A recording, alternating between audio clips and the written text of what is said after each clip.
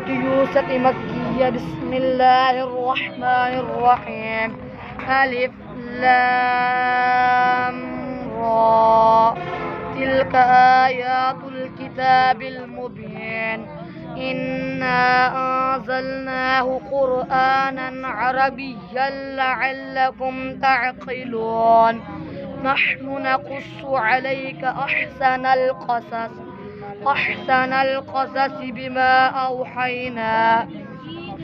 بما أوحينا إليك هذا القرآن وإن كنت من قبله لمن الغافلين. إذ قال يوسف لأبيه يا أبت إني رأيت 11 كوكبا والشمس والقمر رأيتهم أعوذ بالله من الشيطان الرجيم. بسم الله الرحمن الرحيم. وإذ قلنا للملائكة اسجدوا لآدم فسجدوا إلا إبليس أبى. فقلنا يا آدم إن هذا عدو لك ولزوجك فلا يخرجنكما من الجنة فتشقى. إن لك ألا تجوع فيها ولا تعرى وأنك لا تظمأ فيها ولا تضحى. فوسوس إليه الشيطان قال يا آدم هل أدلك على شجرة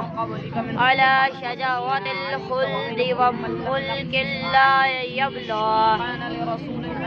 فأكلا منها فبدت لهما سوآتهما وطفقا يخصفان عليهما من ورق الجنة. وعصى آدم ربه فغوى ثم اجتباه ربه فتاب عليه وهدى.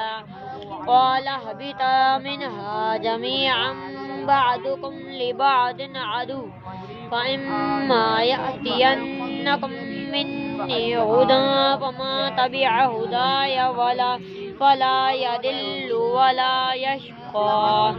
ومن أعرض عن ذكري فإن له معيشة ضنكا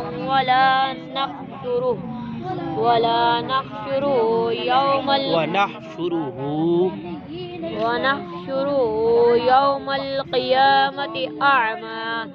قال رب لم حشرتني أعمى وقد كنت بصيرا. قال كذلك أتتك آياتنا فنسيتها وكذلك اليوم تنسى. وكذلك نجزي من أسرف ولم يؤمن بآيات ربه ولعذاب الآخرة أشد وأبقى.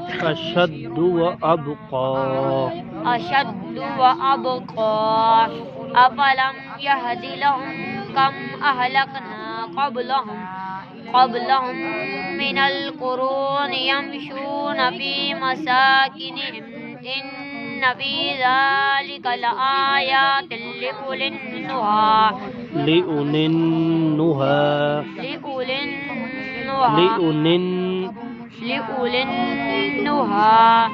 ولولا كلمة سبقت من ربك لكان لزاما وأجل مسمى.